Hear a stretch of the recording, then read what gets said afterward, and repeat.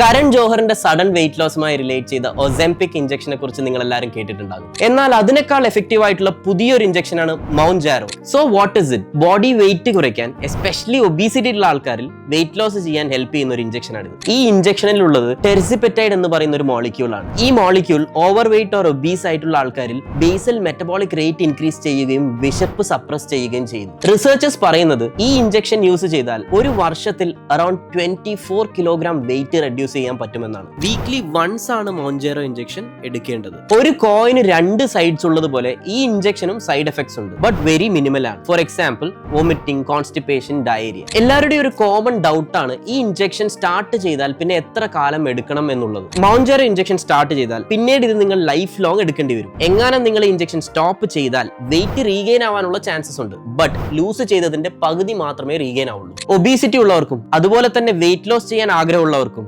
Mounjaro ഒരു വലിയ പ്രതീക്ഷ തന്നെയാണ്.